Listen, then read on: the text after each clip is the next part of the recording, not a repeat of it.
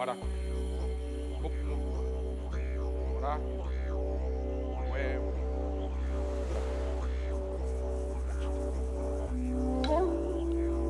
Bora. Muc, muc. Bora. Huevo.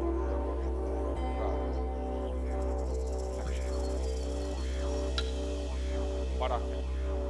Muc, muc. Bora. Huevo. Bora. Bora. Muc, muc. Bora. Huevo.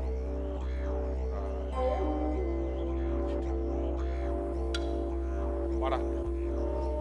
Muc, muc. Bora. Huevo.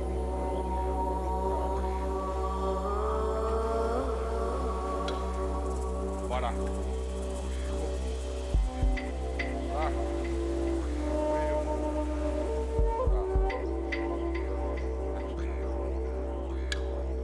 Bora. Muc, muc. Bora. Huevo.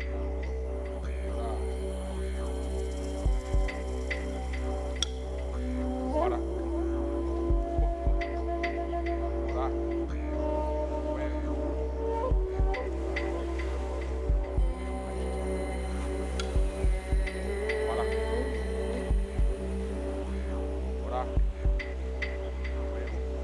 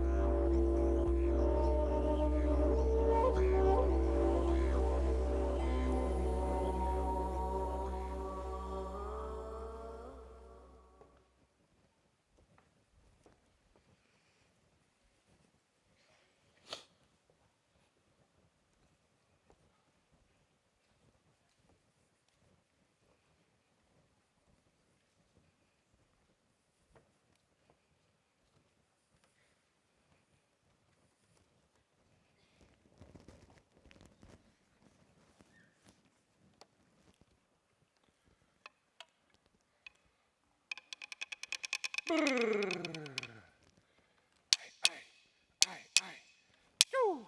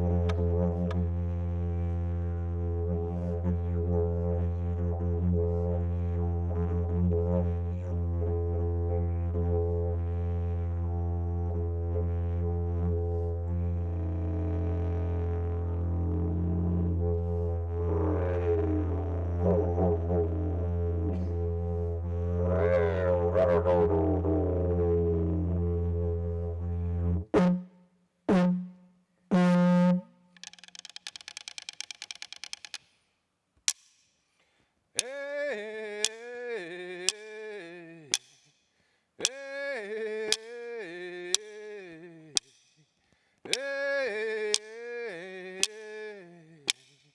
hey,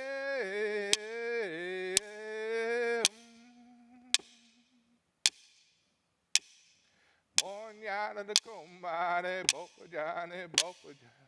Bonyana the combare, bopujane, bopujane. Bonyana the combare, bopujane, bopujane. Bonyana the combare, bopujane, bopujane. Hey, hey, hey, hey,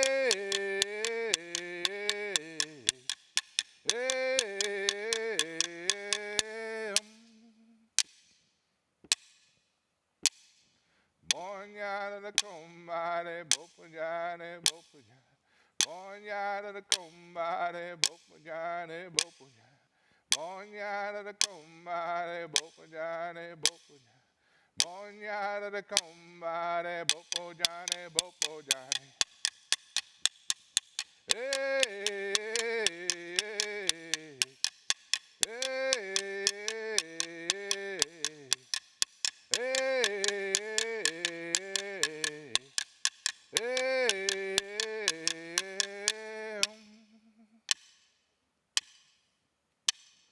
Bonyada the combare, bopujane, bopujane. Bonyada the combare, bopujane, bopujane. Bonyada the combare, bopujane, bopujane. Bonyada the combare, bopujane, bopujane.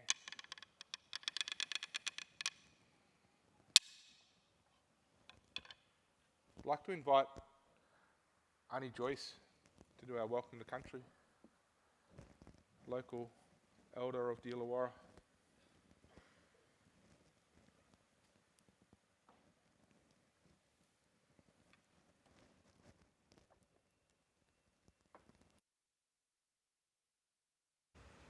Thank you very much for introducing me, Lane. My name is Joyce Donovan, and I was born in La Perouse as my mother. My father's Irish and my mother's Aboriginal, and I was brought up with my mother's people. My grandmother is a full-blooded Aboriginal woman, and her name was Agnes Gilbert, and her grandfather was Namit, who was a black tracker.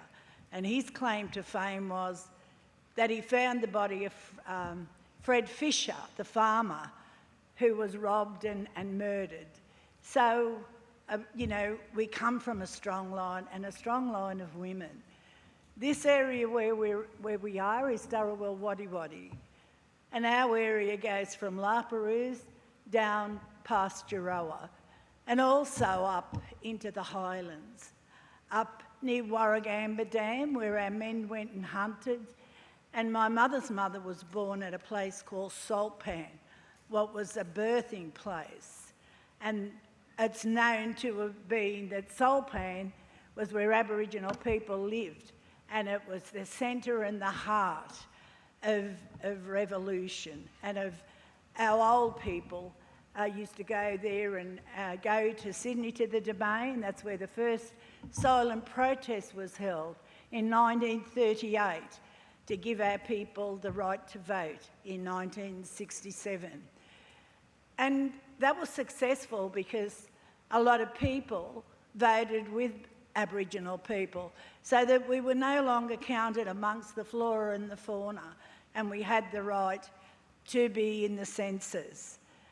This area where we're in is very, very special, and most of our medicines come from the sea.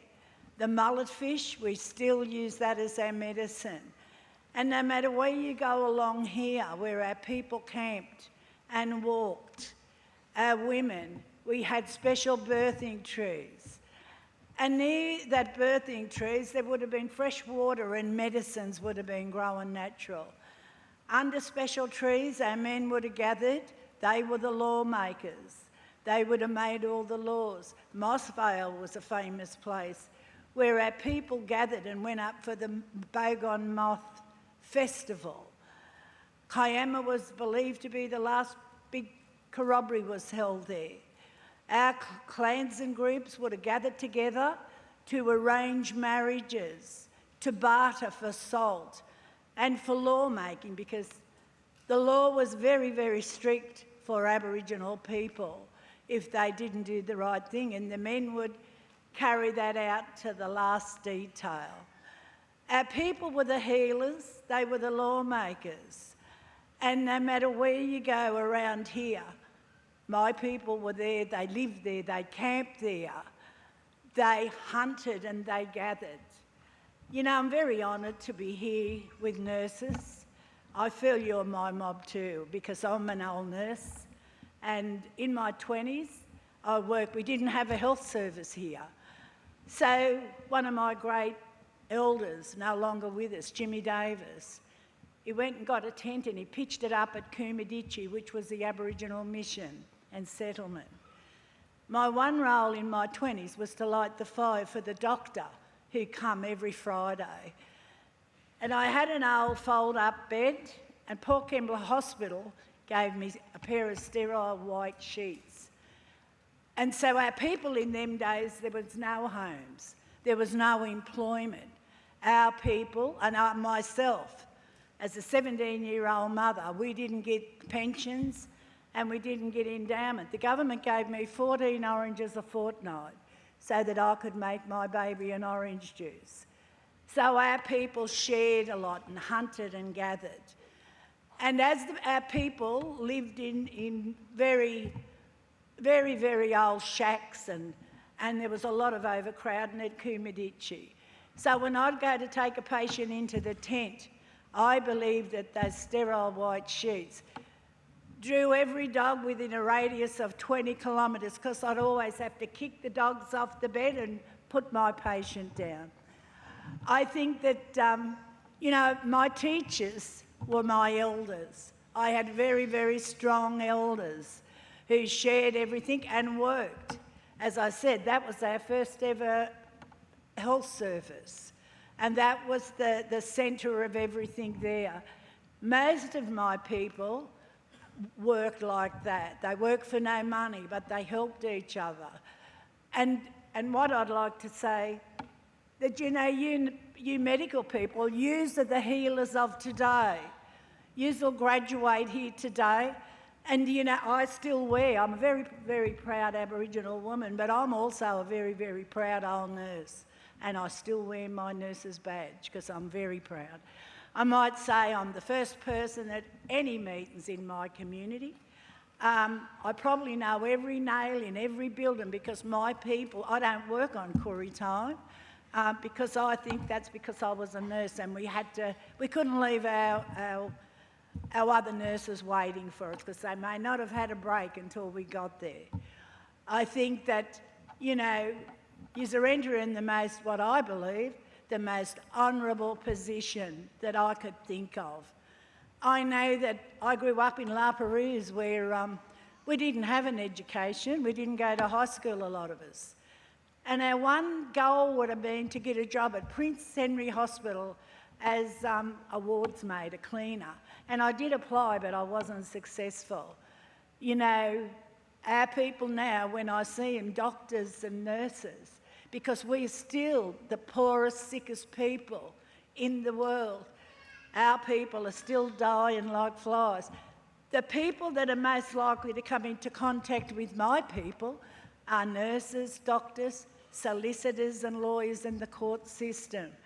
You know, it's a good opportunity to work together with us so we can break down barriers where our people are still not dying like flies, because they are. We have the highest incarceration rate. I believe that when you go out of here tonight as graduates, I know that you'll walk a bit straighter, that you'll walk with a spring in your step. Because, as I said, I can't say enough, it is the most honourable position that I know under the sun. And you know, when you become a graduate, you then, like me, I'm the only person in my mother's people who ever went to uni, went to TAFE, whoever had an education. An education can do so much. You'll go back to your communities and you'll be a role model and encourage other people to follow in your footsteps. Before I do the welcome, I'd also like to acknowledge my fellow alumni colleagues here, the professors and the VCs, who have really walked me through everything here at this university. At this university here is where I really feel we walk side by side. I'm a great advocate for reconciliation.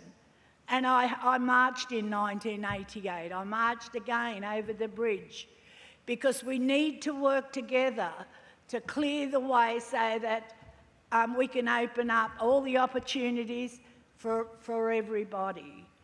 So without any further ado, I'd like to say in my language, Wadia Mare Yagana. I hope that everybody here today, enjoys yourself. It's the end of great study. And just to cap off, when I done my nursing in '92, me and another Aboriginal health worker, the day of the exams, I fell in the shower and I had 2 slip discs. But I knew if I didn't go for the exams, I'd never remember it for a whole another year. So I turned up, and I remember the lecturer used to say, everybody here's got a computer in your head, so you've just got to recall all these answers. Well, me and the other woman didn't have computers because we didn't go to high school. We had nothing. We had to work hard. So, and I know you wasn't allowed to take anything in the room. I turned up with a big pink boomerang pillar and a hot water bottle. And I just said, please, I can't go another year. I need to do it. And I'm so glad, because when I look at those marks today, I got high distinctions, I got credits. And what I'm saying to everybody there and everyone in the room, you know, if I could do that, you can just, you will skim past that. Aim high.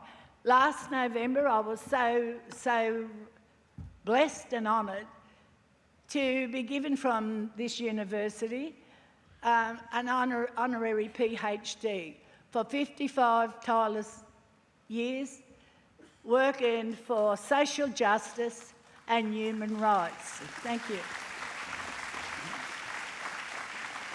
And I think that all goes hand in hand with nursing and caring and just being kind to each other. So without any further ado, I'd like to say welcome here to Dharawal Wadi Wadi land to each and every person here. Thank you very much.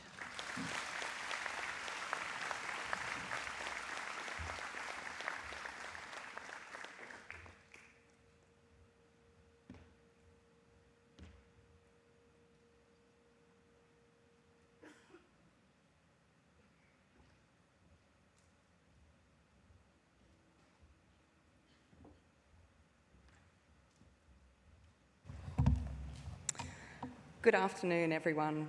My name is Senior Professor Sue Bennett. I'm the Interim Deputy Vice-Chancellor and Vice President Academic and Student Life at the University of Wollongong. I'm thrilled to be your Master of Ceremonies for today's ceremony. I would like to acknowledge our Indigenous Strategy Unit and our local Aboriginal community. Their leadership has brought to life a vision for an inclusive, reconciled and united Australia through this graduation ceremony, where we recognise Aboriginal and Torres Strait Islander people as the knowledge holders of country. As part of today's celebration, we bring to focus the themes of the artwork Cultural Healing by artists Auntie Lorraine Brown and Auntie Narelle Thomas from the Kumaditchi United Aboriginal Corporation. You'll see this artwork all around you on your graduation booklets as part of the stage design and in other contexts. We hope to continue learning from and building a deeper understanding of this cultural wisdom. Thank you for joining us for this special occasion today. Before we begin proceedings, I just ask you that you turn your mobile phone to silent. The university is extremely proud of our graduates and we're immensely excited to celebrate your achievements today. We also congratulate family and friends who've supported our graduates on their journey. Graduation Day is always a happy and poignant time, not only for graduates but also for the university. Seeing our students ready to set out into the world, celebrating their successes, their hard work and accomplishments, is a moment of immense pride for the entire academic community. As a cohort, you have experienced a truly unique education during an unprecedented time in history. The world has seen rapid technological shifts, with AI transforming how we learn, communicate and work, alongside ongoing political changes and economic challenges. Like many industries, universities have had to innovate quickly, particularly in teaching and learning. Today, I'd like to acknowledge your resilience, dedication and commitment to your goals and your ambitious aspirations to make our community and world a better place. Please join me in congratulating the graduates.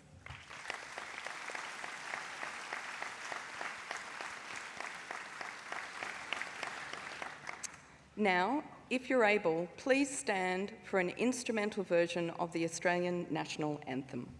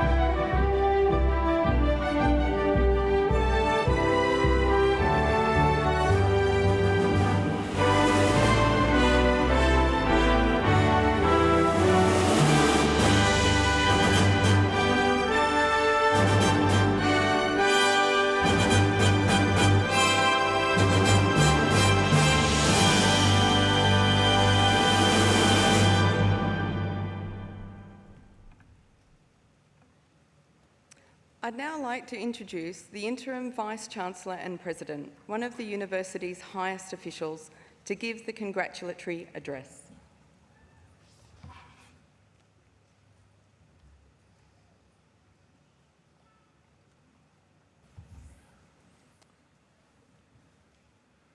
Graduates, families and friends and supporters all, welcome to your graduation ceremony. My name is Professor John Dewar and I'm the Interim Vice-Chancellor and President of the University of Wollongong. And I'm today's presiding officer, and I'm very honoured to be with you all here today. It really is one of the highlights of any Vice-Chancellor's role to be able to witness students celebrating this great graduation milestone and it's my first opportunity to do so here at the University of Wollongong, so it's a very special day for me too. I begin by paying my respects to the traditional custodians of the land on which we're gathered here this afternoon, the peoples of the Five Islands dreaming, to their elders past, present and emerging. I also extend that respect to any Aboriginal and Torres Strait Islander people who might be here with us today. So as I look out over this marvellous sea of gowns, I congratulate each and every one of you, our graduating students. You are the very reason we all do what we do. Graduation is a very special occasion for us all, for the teaching staff up here with me on the stage, to our professional staff, to your family members, your supporters, but especially for you, our graduates. Many of you will be the first members of your family to graduate from a university. Many of you have had to move from home to study. Others have overcome significant personal challenges to be able to finish your degrees. But whatever your individual story or your journey to this point, today marks a tremendous achievement. This ceremony is a culmination of years of hard work, personal sacrifice, and commitment. So I really hope that you feel a deep sense of pride and that you'll take this moment to reflect on your achievements and on just how far you've come. Of course, a time for celebration is important, and I hope that you'll soak up every minute of it. But I also want to emphasize that today is not an end point, it's not a conclusion, but it's a beginning with endless possibilities that lie ahead for you. May each of you capture these feelings of pride, hope, and anticipation for the future and take them with you as you leave this great university. Graduation is also an opportunity to thank all of those who've made your achievements possible, your families, your friends, your mentors, your supporters, and your teachers. And that's an important group of people too. This is a special moment for them also, and I'm sure that they are extremely proud of how far you've all come. So today we also acknowledge the important role that they have played in your success today and invite them to share in that success. And I know that some of these important people are here to join you today. So the simple message is treasure today. As you travel through life, you will remember it with great fondness. And as we celebrate each of your individual triumphs, let's also reflect on the collective strides that we as an institution have made in fostering equity and inclusion in higher education. The recent report of the Australian Universities Accord Panel focused on breaking down barriers to participation in higher education and ensuring that higher education remains a beacon to which all can aspire. At the University of Wollongong, we are very proud to champion initiatives that have expanded access to learning for underrepresented groups.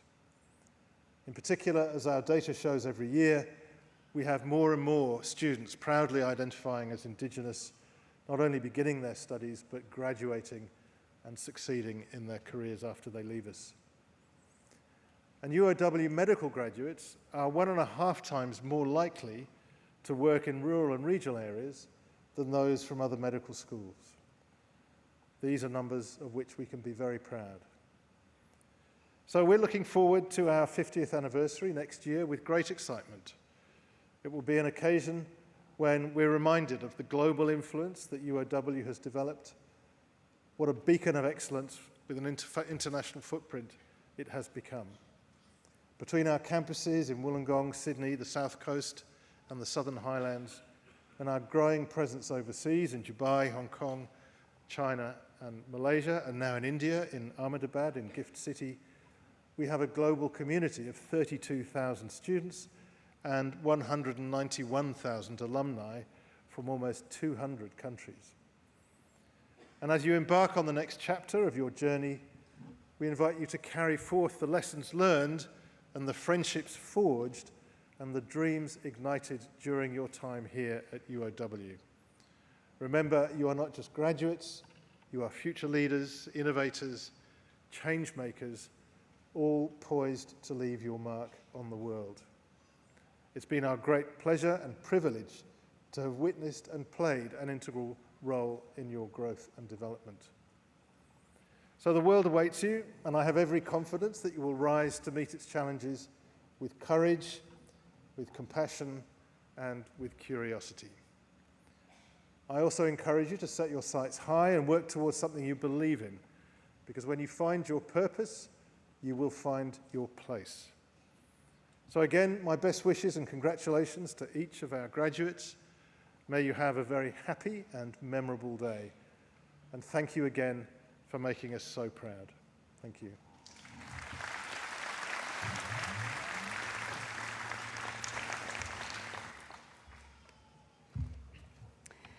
Thank you, Interim Vice-Chancellor and President. It's now my great pleasure to commence the presentation of the graduates.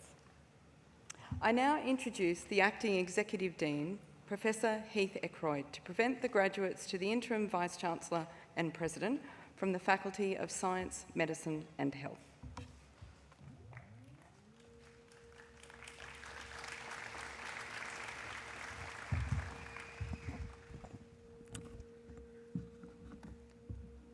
Thank you, Senior Professor Bennett. It is truly my great pleasure to be here celebrating with our graduates today. We're very proud of what you've all achieved, and I want to add my personal congratulations to all the graduates. Will the graduates who are to be presented with undergraduate and postgraduate awards from the Faculty of Science, Medicine and Health, please stand if you are able.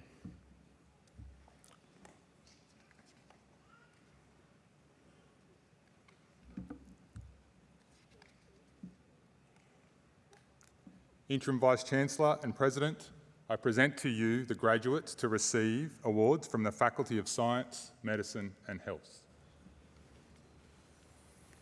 In the name of the Council and by my authority as Interim Vice-Chancellor and President, I confirm your admission to the awards for which you have qualified.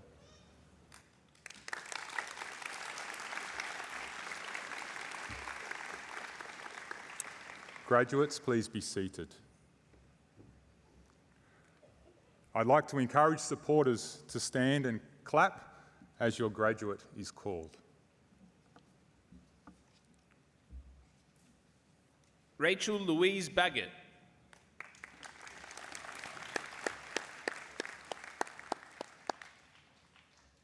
Tara Ann Bailey.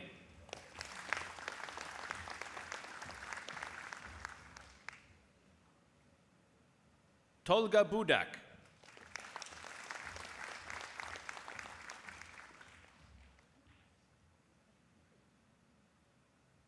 Erin Louise Carruthers.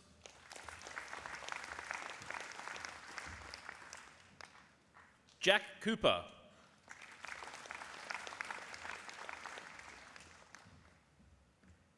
Oliver Fletcher Humphreys.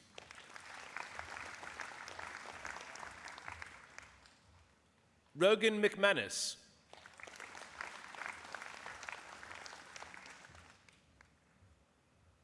Dylan Carter.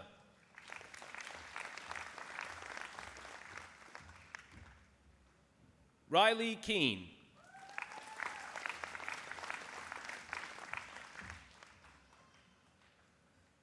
Hannah Mavis Davies.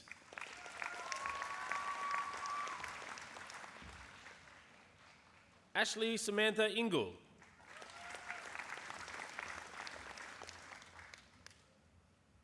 Lucinda Adamson.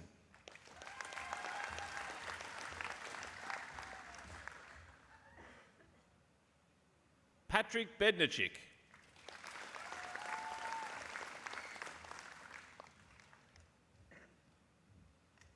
Lucia Castle.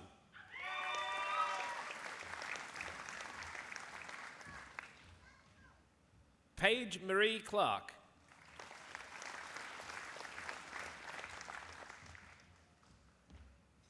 Paige Fisher.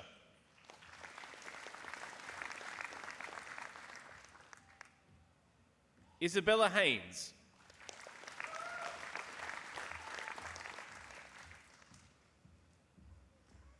Zanya Tawake Karoita Kabau.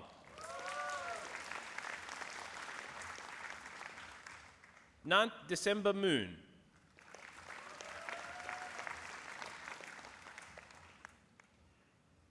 Ansh Patel.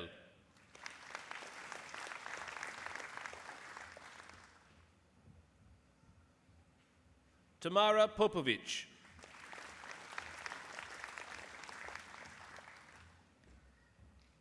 Shania Lily Schutz.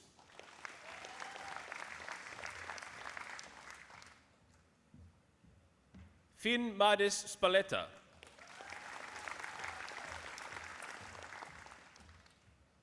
Saraswati Tapa.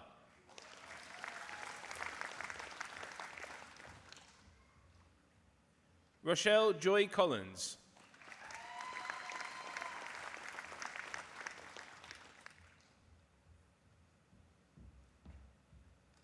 Niranjana Bogati.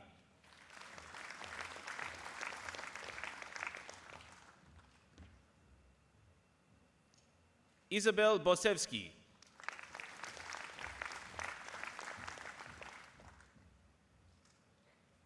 Udgam Chamlingrai.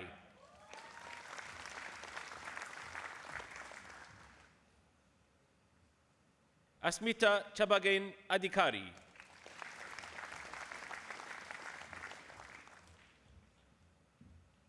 Saurav Dewan.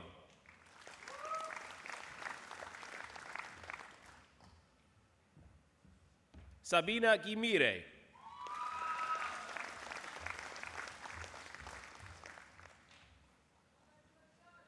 Dibya Karki.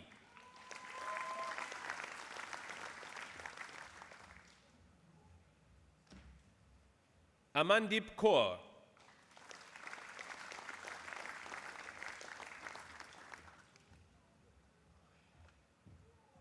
Prabjot Kaur.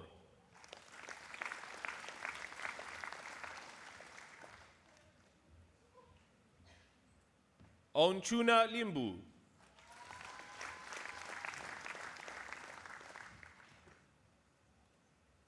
Kuzia Kunain.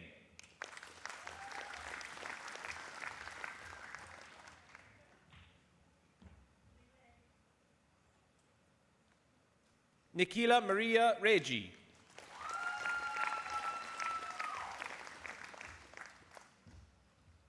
Natasha Rifhan binti Mohammed Shaufi.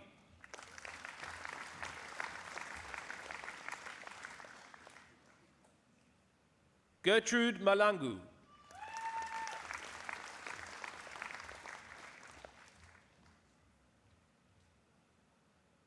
Jacinta Anais Davidson Bunch.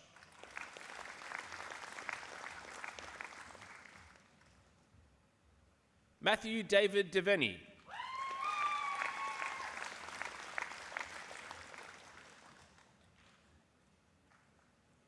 Madeline Fisher.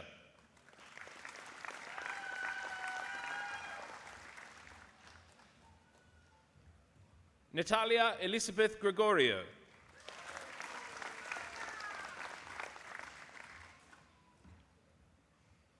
Abby Shepherd.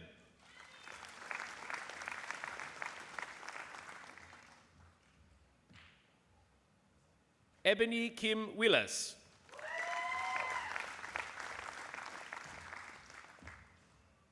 Indigo Violet Williams.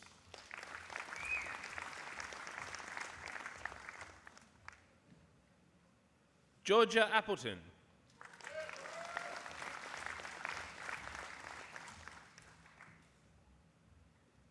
Anna Rose Kelly.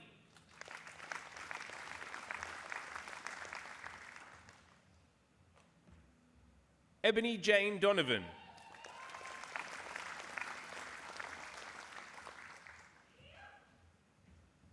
Wusulu Yamba.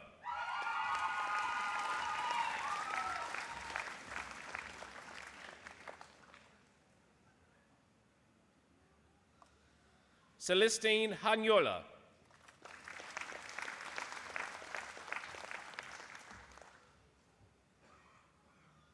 Jasmine Locke.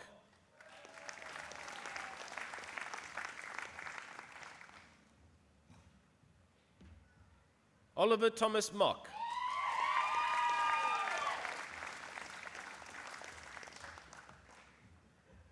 Sanjay James West.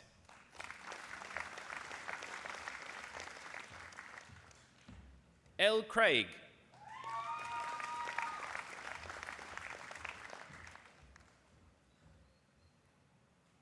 Thomas James Collingwood Cusack.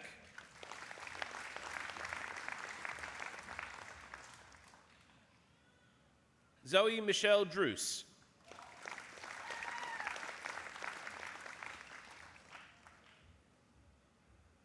Annie Hompaka.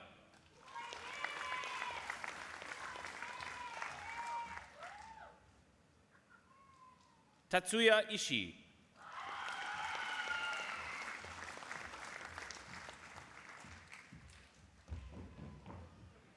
Grace Miller.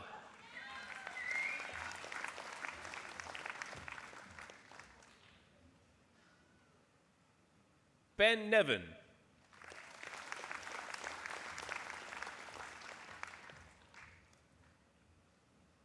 Emily Rose Vidovich.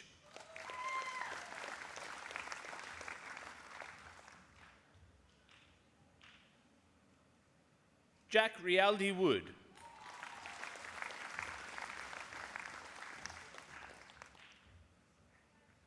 Kelsey Grace O'Shea.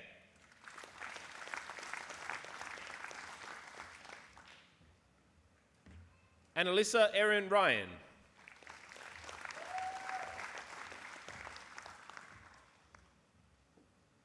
Amber Thiessen Brinson.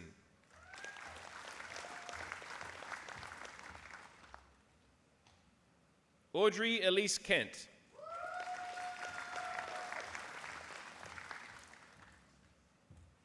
Zoe Isabella Mavroginis.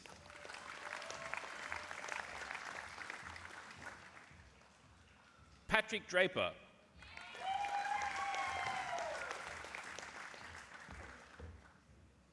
Charles Talbot Glusky.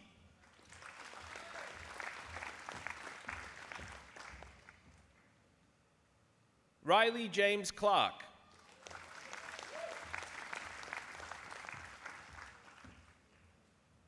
Mitchell Riley Kaharpa.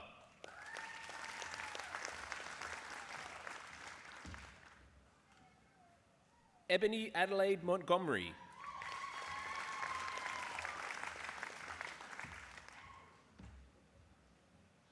Aidan Holt.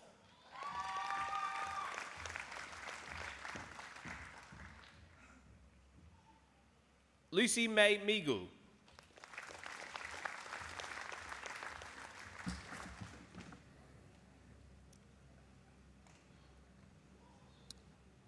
Interim Vice-Chancellor and President, sadly, Senye Choda passed away before she could receive her Diploma of Medical and Health Sciences degree. Senye's shining light will be missed by family, friends, students, many of whom are here with us today.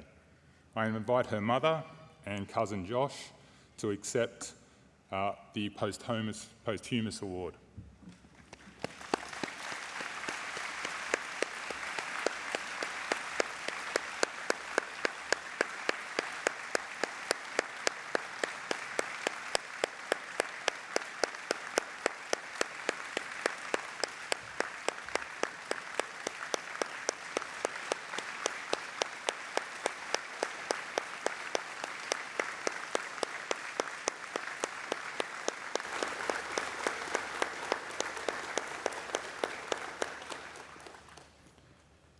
In the name of the Council and by my authority as Interim Vice-Chancellor and President, I confirm Sanya Choda's admission to the award for which she has qualified.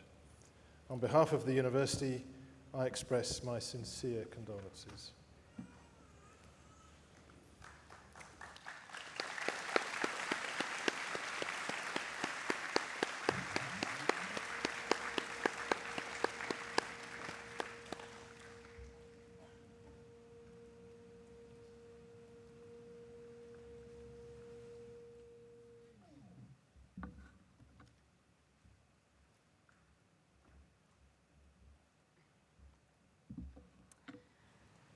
We will be continuing with the presentation of awards shortly.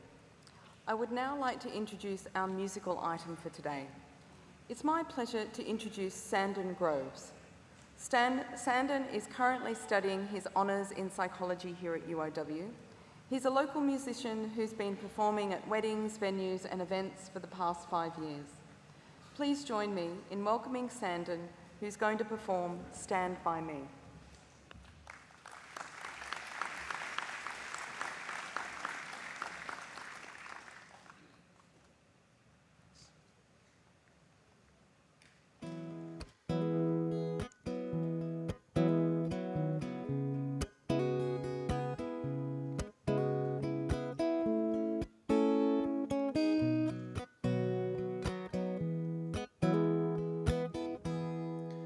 When the night has come and the land is dark and the moon is the only light we'll see.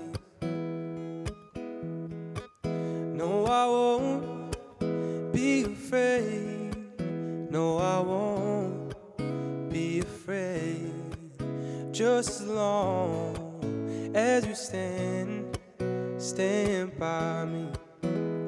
So darling, darling, stand by me.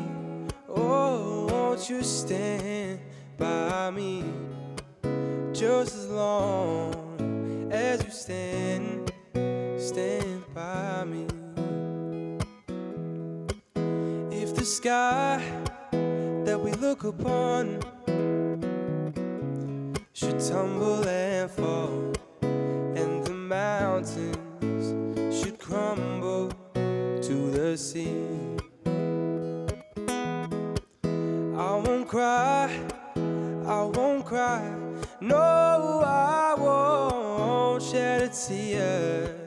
Just as long as you stand by me. So darling, darling, stand by me.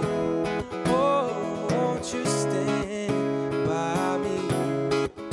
Just as long as you stand by me. Whenever you're in trouble, won't you stand by me? Oh, won't you stand by me? Just as long as you stand by me. Oh, just as long as you stand by me.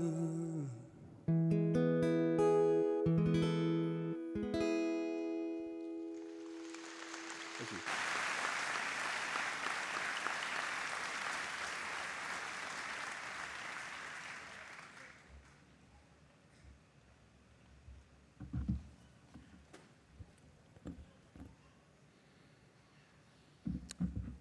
We will now present the postgraduate awards for the Faculty of Science, Medicine and Health.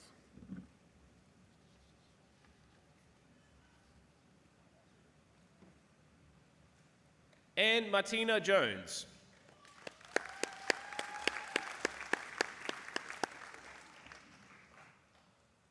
Peter Andreas Bechara.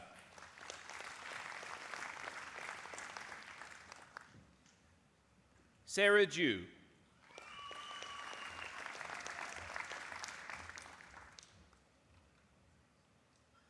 Sandra Whitehouse.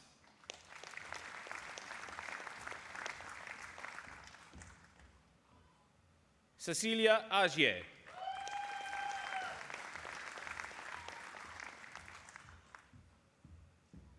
Prince Shayan Rafiq.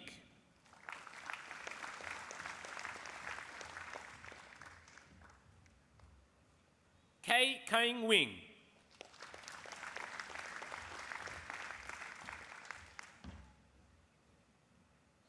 Benjamin Brooks.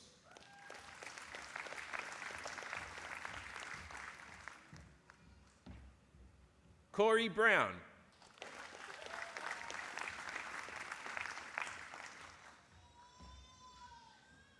Christopher King.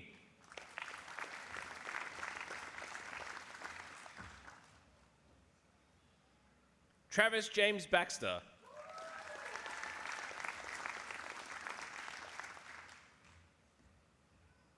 Matthew Edward Casey.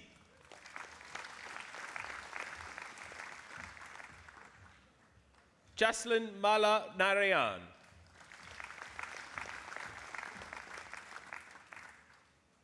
Michaela Ann Rushbrook.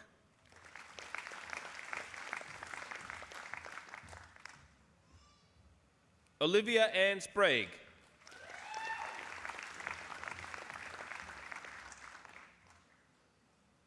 Oscar Jai Watson Steger.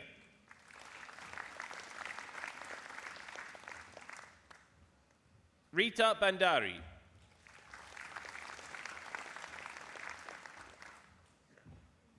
Abhishek Harikrishnan.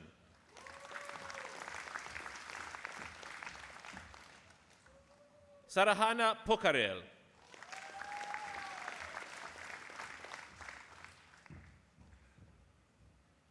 Rashmita Raut.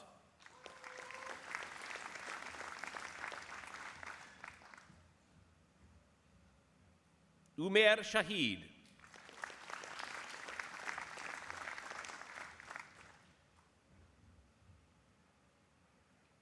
Tanya Sharmin.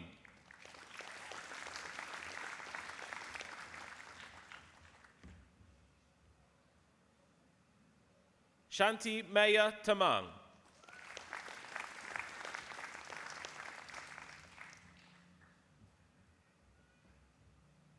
Lisa Rose Mikilin.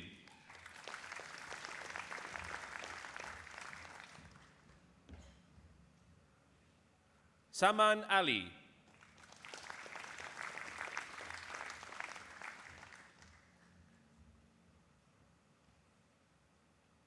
Maham Arshad.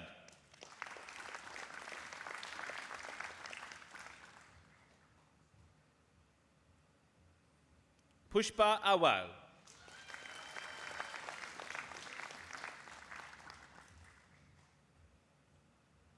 Suruchi Buddha Mugar.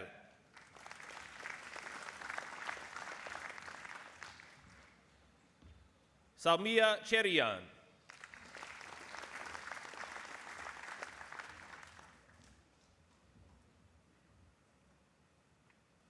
Nahid Naushin.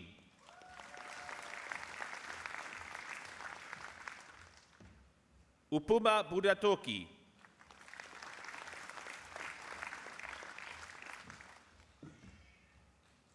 Rikshaya Tamang.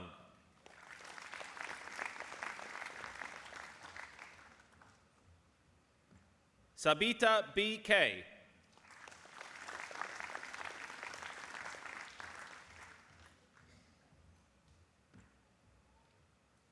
Aruna Banjara.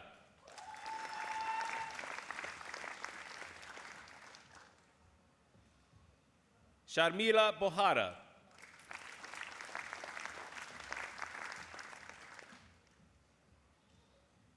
Radha Chowdhury.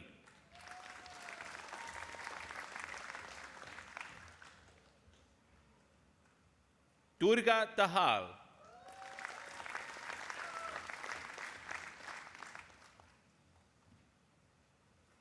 Monica Dakal.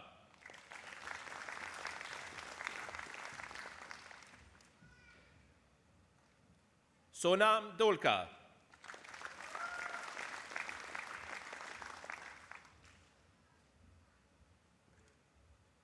Anita Gurum.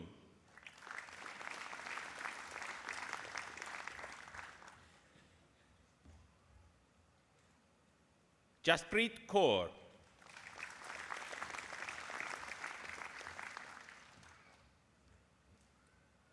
Jasveer Kaur.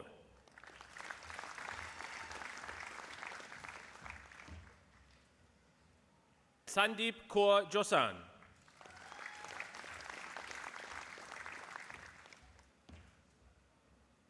Kawarjit Kaur.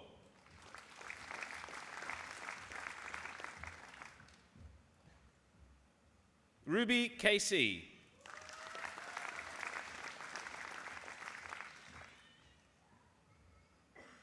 Barsha Kadka.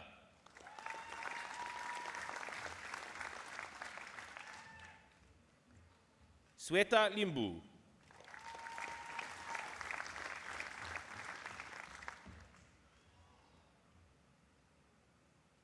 Sophia Patak.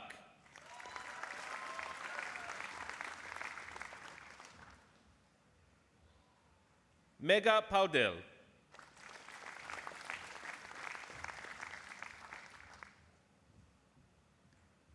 Manisha Pokrel.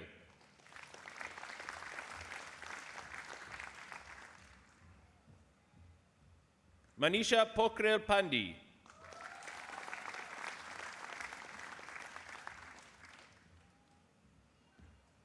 Anisha Pradhan.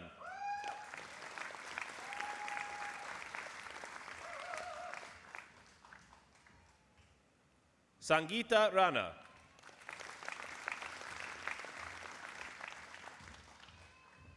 Celestina Ranjit.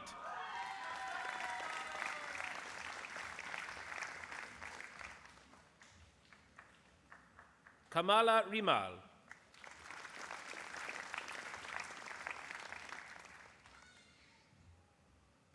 Matura Sapkota.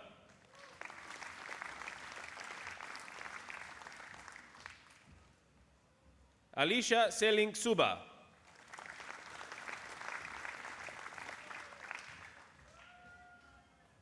Pramisha Shrestha.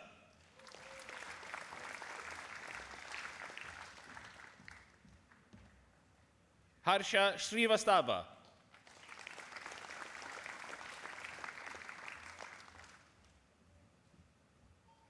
Akriti Tapa.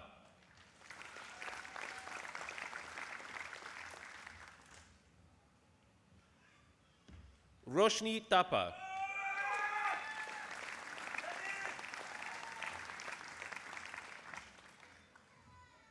Prabina Tapa Katri.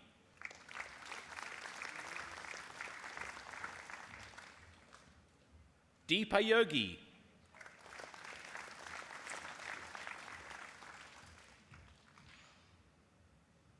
Chia Yi Sheng.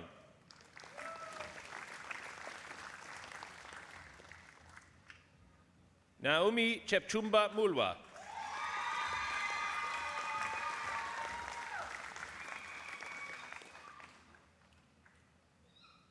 Tan Ta.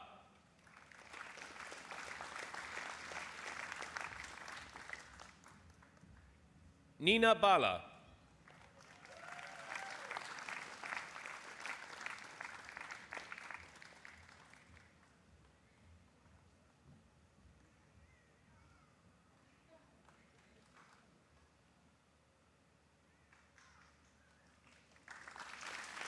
Sun Hee Zhang.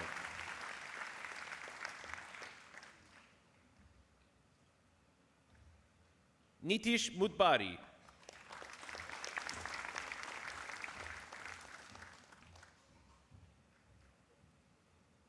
Laura Ann Murphy.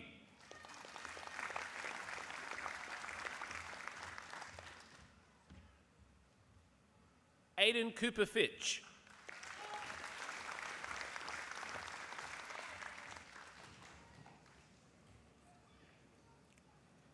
Interim Vice-Chancellor and President, I present to you from the Faculty of Science, Medicine and Health, for the Master of Medical Biotechnology with distinction, Sudha Shri Bemidi.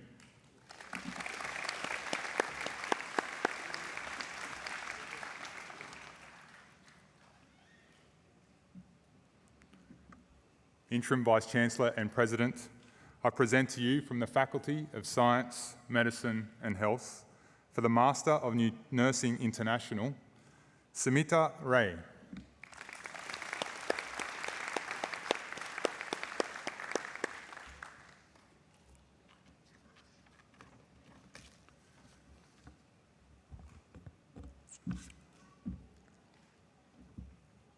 It's now with great pleasure that I announce our doctoral award recipients today.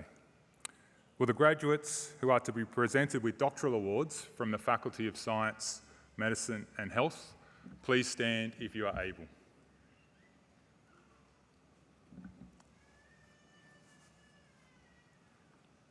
Interim Vice-Chancellor and President, I present to you the doctoral graduates from the Faculty of Science, Medicine and Health, who, by reason of their thesis and other work at the university, have met the requirements for admission to doctoral degrees. In the name of the Council and by my authority as Interim Vice-Chancellor and President, I confirm your admission to the doctoral degrees for which you have qualified.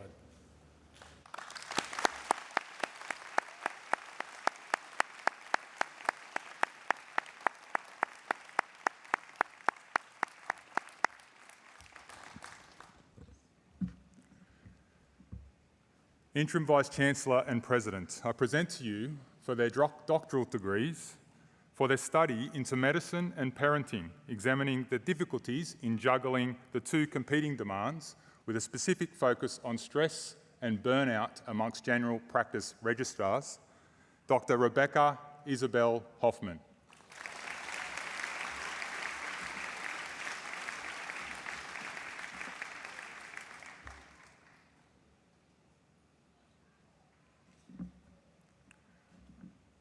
For their study of preoperative assessment of fitness in patients with obesity to predict post-operative outcomes, Dr. Natalie Ann Smith.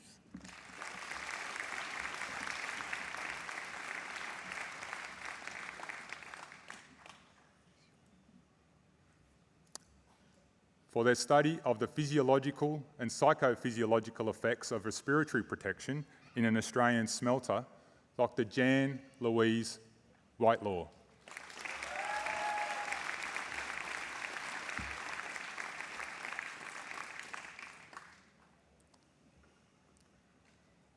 For their study of media drug delivery and cellular metabolite interactions with threads in gels, Dr. Sanjay Badrika Yapa Abewardena.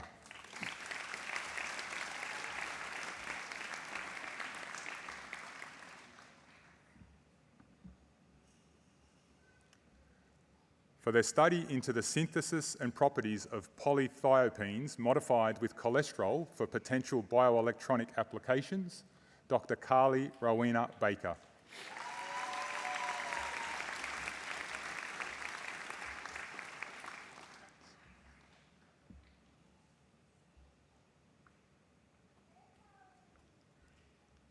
For their study into developing intrinsically safe materials for realising impact-resistant lithium-ion batteries, Dr. Shizhen Zhen.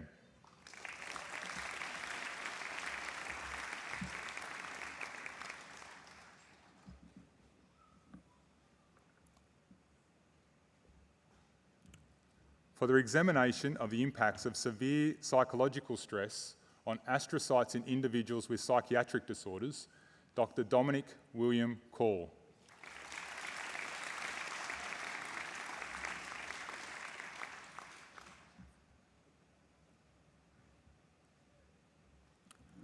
For their study of arsenic-based compounds for the treatment of leukemia and pancreatic cancer, Dr. Jacob Michael Lambert.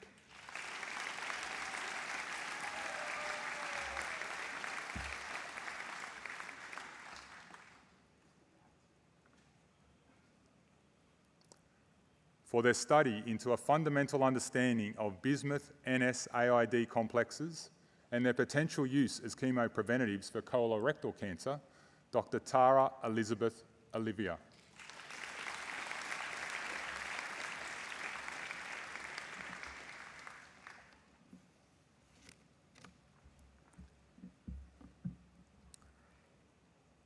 For their exploration of the way in which molecular chaperones work to prevent protein aggregation, Dr. Lauren Jamie Rice.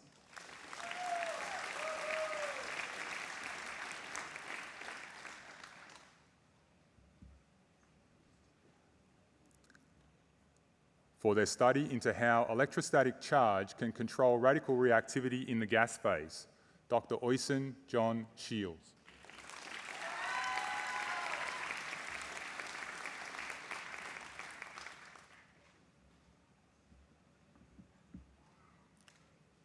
For their study into the role of bacterial DNA repair in developing antibiotic resistance, Dr. Elizabeth K. Wright.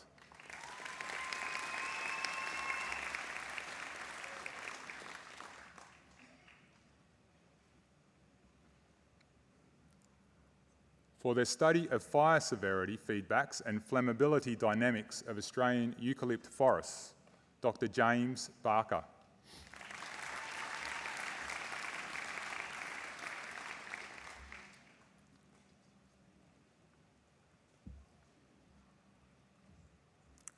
For their study into improving our understanding of the seasonal and interannual variabilities of carbon monoxide associated with Australian bushfires, Dr. Sino Susan John.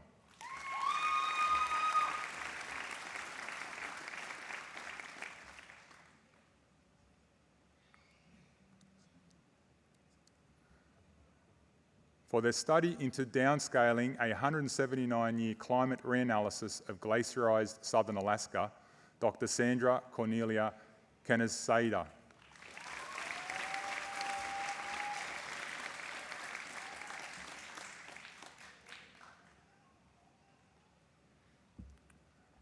For their study into interpreting scales of past human behaviour based on the spatial distribution of stone tools, Dr. Matthew Shaw.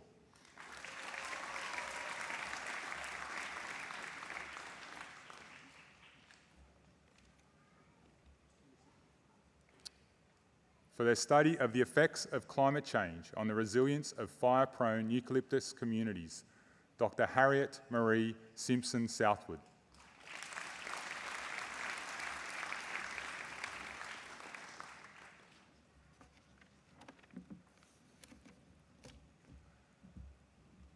For their examination of the kynurenine pathway in the human brain in major depressive disorder, Dr. Samara Brown.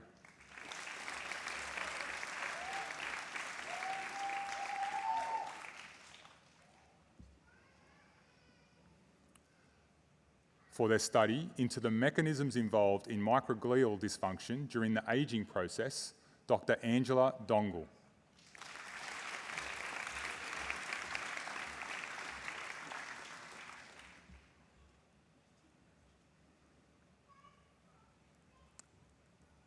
For their examination of the potential impact of complex meta-analysis models on evidence-based medicine, Dr. Rebecca Gay Harris.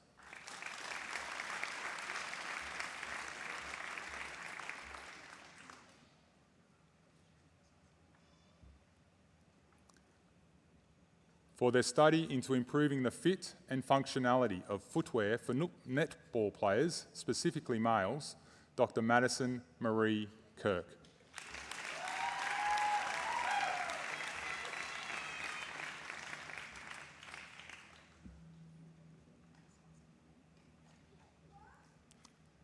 For their exploration of the nutritional outcomes of different types of weight loss surgeries in order to optimise patient outcomes, Dr. Nazi Zarshezanas Schaefer.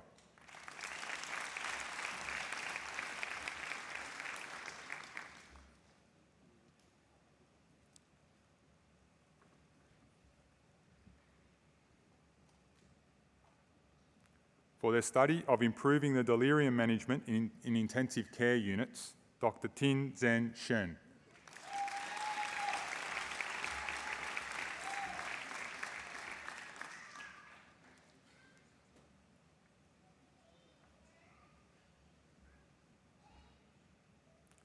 For their exploration of the prevention and management of radial artery spasm during transradial cardiac catheterization, Dr. Elizabeth Ann Curtis.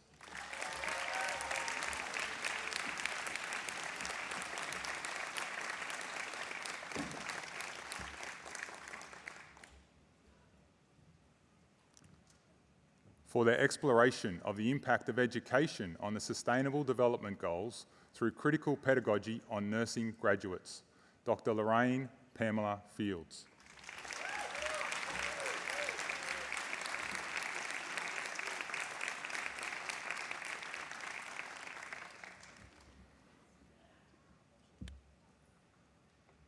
We'd like to take a moment to acknowledge Dr. Terry Froggatt, the supervisor of our next PhD graduate.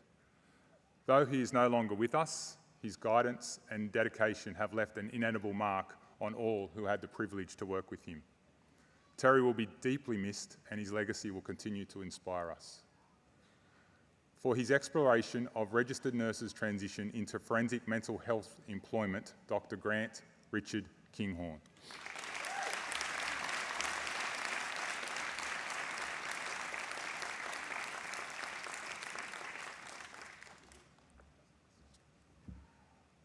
for their study into educational interventions using OSCEs to enhance delirium care self-efficacy, knowledge and clinical practice of healthcare practitioners, Dr. Amy Elise Montgomery.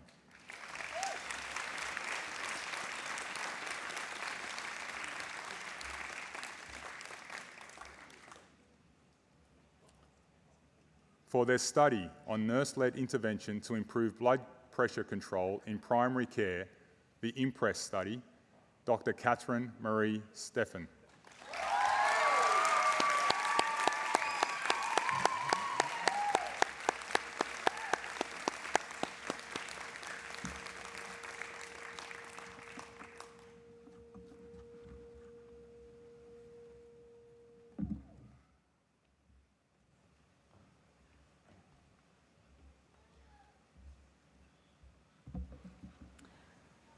I would now like to introduce the Interim Deputy Vice-Chancellor and Vice President, Research and Sustainable Futures, Senior Professor Eileen McLaughlin, to present our honorary award recipient to the Interim Vice-Chancellor and President.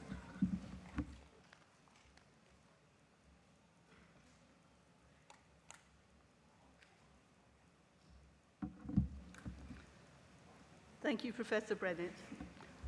I would now like to present the candidate for the degree of Doctor of Science honoris causa. Will Professor William Butmere please come forward and stand next to the Interim Vice-Chancellor and President.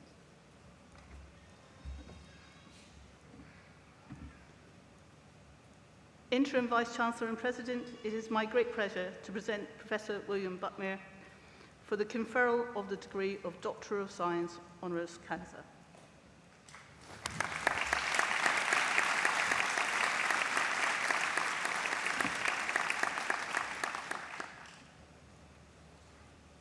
In the name of the Council and by my authority as Interim Vice-Chancellor and President, I admit you to the degree of Doctor of Science honoris causa at the University of Wollongong. Congratulations.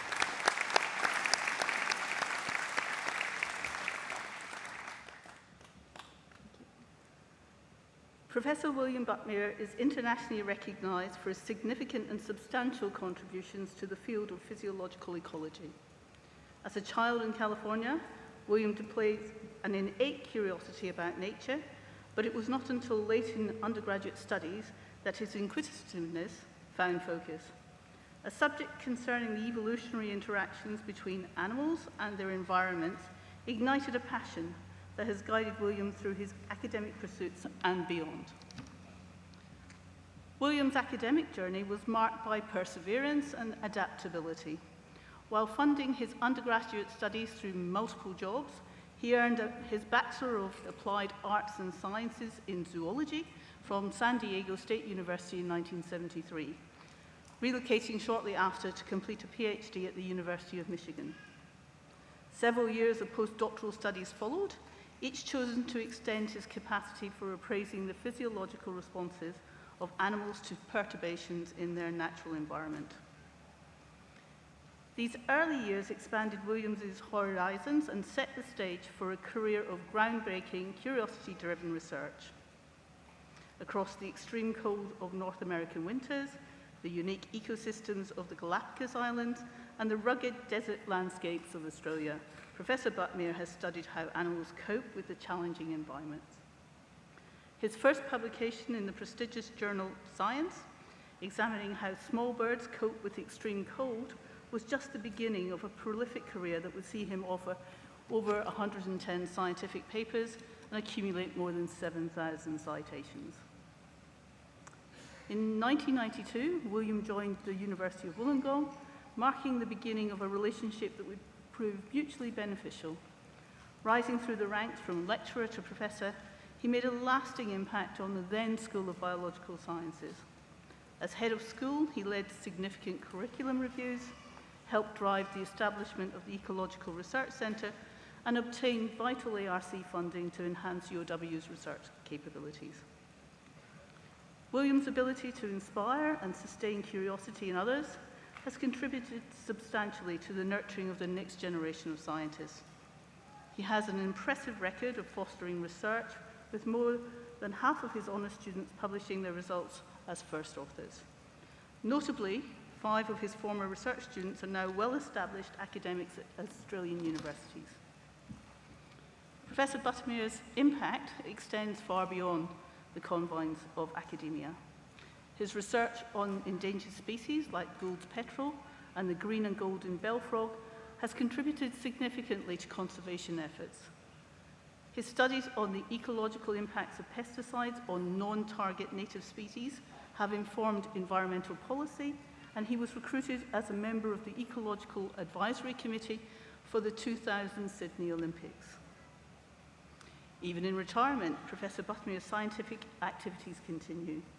His ongoing research into the effects of avian disease on Afro-European bird migration and his recent appointment to the New South Wales National Parks South Coast Regional Advisory Committee demonstrate his enduring commitment to scientific inquiry and environmental stewardship. William Buttermere's career embodies the essence of scientific exploration, the willingness to follow where curiosity and data lead, the openness to new discoveries, and the ability to see the interconnectedness of life across diverse ecosystems. Interim Vice-Chancellor and President, it is a privilege and a pleasure to present Professor William Buttermere for the admission to the degree of Doctor of Science honoris causa.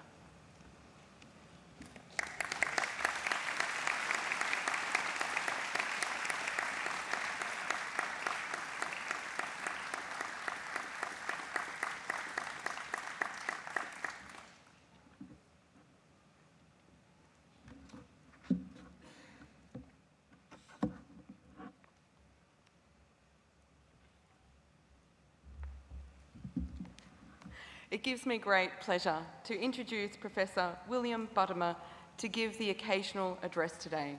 Please join me in welcoming Professor Buttermere.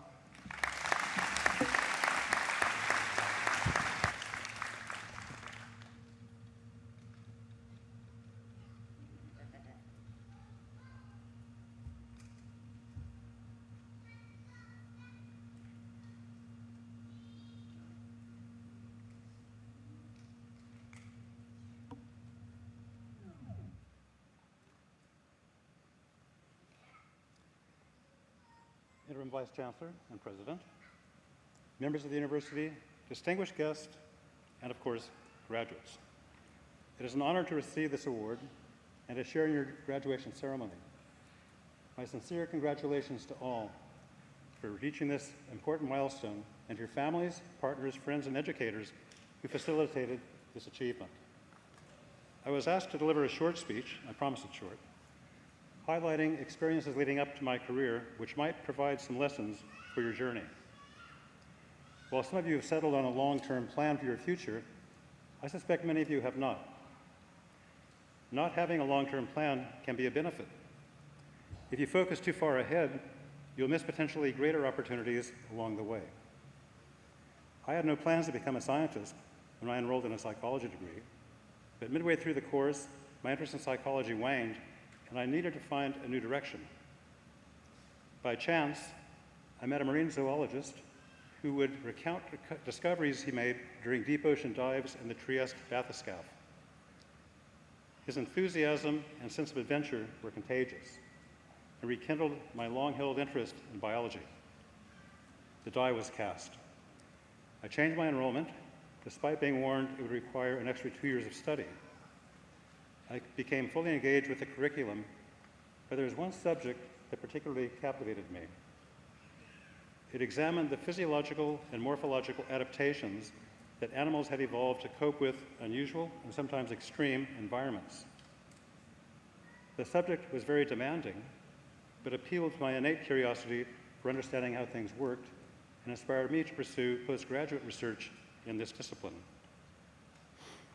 I succeeded in gaining admission as a PhD at Michigan, and that was supervised by a highly regarded physiological ecologist. Soon after arriving, I was asked to design a research project. I chose to examine the behavioral and physiological mechanisms that enabled birds the size of a zebrafinch to survive the extremely cold Michigan winter nights. The project was a blend of physiology and biophysics, and the expertise I gained in doing the project led to invitations to join 2 research expeditions. One of these examined how seabirds nesting on a barren desert island in Mexico coped with heat stress. The other determined how Galapagos marine iguanas were able to behaviorally maintain optimal body temperatures despite living in a shadeless environment. I was now hooked and decided to pursue a career field-based research from then on. I gained postdoctoral funding to extend my research expertise and to improve my chances for obtaining a permanent academic position. Unfortunately, biotechnology had gained prominence at this time, resulting in fewer tenure-track positions in traditional biological disciplines. Then serendipity struck. Out of the blue, a professor from the University of New South Wales invited me to study the physiology of winter breeding in male emus. Now, incubation in emus is performed solely by males, and they remain on the nest for 8 weeks without eating or drinking. Both the study and hatching were successful, but more importantly, my experiences while living in Australia had transformed me. I decided to permanently settle in Australia and continue studies of native animals. To this end, I accepted a lecturer position in medical physiology at TasUni, but the best was yet to come. A few years later, the University of Wollongong advertised a biology lecturing position in animal physiology. I applied, was interviewed, offered the position, and I enthusiastically accepted. This was a dream come true. I now had the opportunity to establish a research group focused on physiological studies of native fauna, design my own subject matter for lectures, share my enthusiasm for physiological ecology with undergraduate and postgraduate students, and mentor them as I had been mentored when starting this journey. Lessons learned. I told you I'd give you some lessons. Number 1, accept challenges and take risks. You won't realize your potential unless you leave your comfort zone. Serendipity. Carefully consider unexpected opportunities. They may lead to far better outcomes. Discover your passion and pursue it. It will require commitment and persistence, but the rewards far exceed monetary considerations. Be a mentor. Freely share your knowledge and wisdom with those seeking advice. The rewards are mutually beneficial. And lastly, this is a plea, not a lesson, a plea to all of you science graduates, maintain your critical thinking. As science graduates, you're well placed to distinguish fact from fiction, particularly when claims of causality are not backed by experimental evidence. Share your knowledge and wisdom with others. The world would greatly benefit from increased rationality.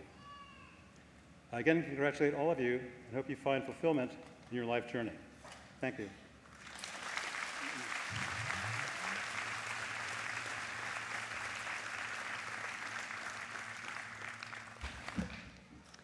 Thank you, Professor Buttermud. That was really inspirational. I'd now like to call upon Dr. Samara Brown to give the vote of thanks. Dr. Samara Brown is graduating with a PhD from the School of Medical, Indigenous and Health Sciences, after previously graduating with a Bachelor of Medical and Health Sciences Advanced Honours. Samara is now a staff member in the School of Medical, Indigenous and Health Sciences and has taught casually across several undergraduate subjects. During her PhD, Samara also represented the higher degree research students on the UOW Graduate Research Committee, among other activities. Please welcome Samara.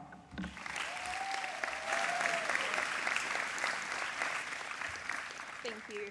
Interim Vice-Chancellor and President, members of the University, distinguished guests, fellow graduates, family and friends. As we stand here today on the cusp of a new chapter in our lives, our hearts are full of gratitude. Our journey began on this beautiful campus, nestled between ocean and mountains, surrounded by nature and a duck or two. UOW has been more than just a place of study. It's been our home, nurturing our sense of belonging and inspiring our scientific pursuits. For many of us, studying within the Faculty of Science, Medicine and Health has opened our eyes to the world around us and the impact that we can have on it. We've delved into understanding health, the environment, and the fundamentals of basic science.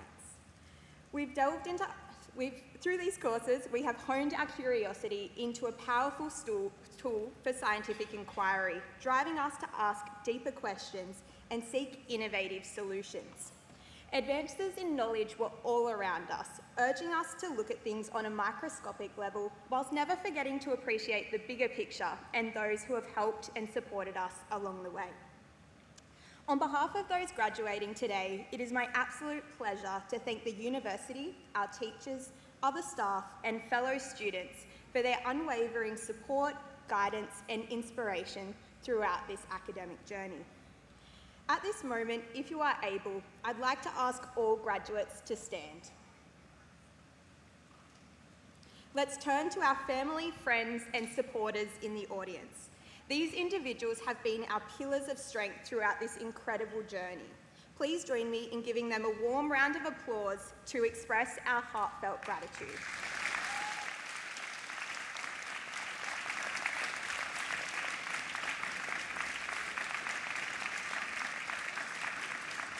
Thank you. You may be seated. I would also like to extend our sincere thanks to Professor Bunnema. Your words have inspired us as we embark on the next chapter of our lives. Your message about being open to opportunities and remembering to challenge ourselves will undoubtedly guide us as we shape our futures in the scientific community. And so, as we step into the world beyond this campus, we carry with us not just degrees, but a toolkit of critical skills. Our ability to analyse, problem solve, and innovate is needed now more than ever. From advancing medical treatments to addressing climate change and developing sustainable technologies, our scientific expertise has the power to shape a better future. And so to you, the class of 2024, congratulations. Thank you.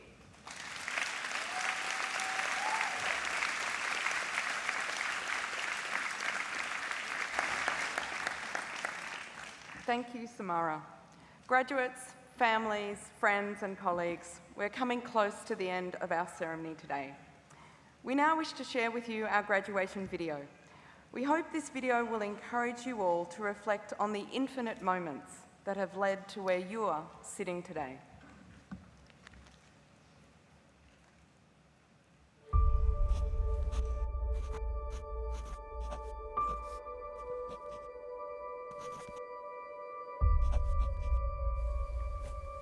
Everything we've done has led towards today. But graduation seems singular. After all, it's one day, one degree, one end and one beginning. Think about it this way though. If we divide today by 4 years, or 5 years, or 3 years, or 8 years, the equation becomes clearer. Because today isn't just an event or a graduation or a moment of change. It's what we've created through 24 subjects. 11 all-nighters. 357 books read. 54 5,000-word essays. 40 monologues critiqued. 154 films watched. And 4 films made. Let's be real though. Our experience is way bigger than just the classroom. You've got to factor in 665 hypotheses. 6 heated dramas. 2 semesters abroad. 5 new cultures experienced. 12 concerts attended. 843 waves ridden. 169 hours lounging around. 17 dance parties. 2 major heartbreaks. And more lifelong friendships than we can count. When we take those experiences, the long days, late nights and early mornings into the equation, we realise that graduation at the University of Wollongong isn't just some singular thing. That it's a transition from finding our purpose to changing our world with the purpose we found. That our passport to the future has been stamped with the mark of a globally respected education. And most importantly, we realise the moments that led up to this are a tapestry, a symphony, an equation, a 65,000-year-old history. We realise that though today is a single moment, graduation is much bigger than any one day. Because like an algorithm made up of bits of code. Or a building built from many bricks. Or a community built from many different people. Today is the result of our Experiments. Experiences. Tests. Trials. And victories. So that's what we celebrate today. Not the cap, not the gown, but the infinite number of moments we shared at the University of Wollongong.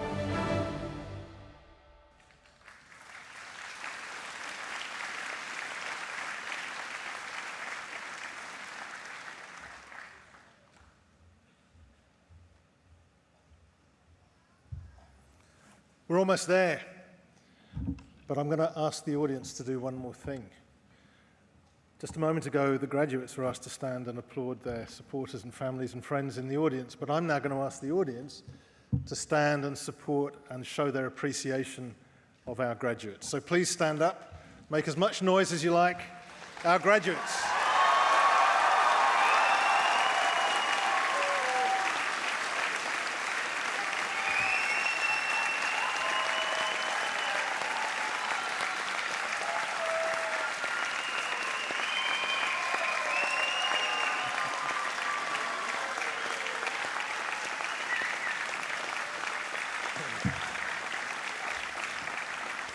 All right, that's enough, that's enough. Well done. Thank you. You can now sit down again. Thank you very much. Good work, that was very good. Graduates, you are now a part of the UOW alumni community, and you can find information about how to stay connected with this community at the back of your graduation booklet. There's a QR code where you can join the Alumni Association. I urge you to do that. Now, an event like this doesn't happen on its own, obviously. It's a very complex process of systems and coordination and work on the day. Many of our colleagues across the university, academic and professional staff, give voluntarily of their time to help ensure that these events run smoothly. So can I just ask you to thank them very, very briefly? Thank you.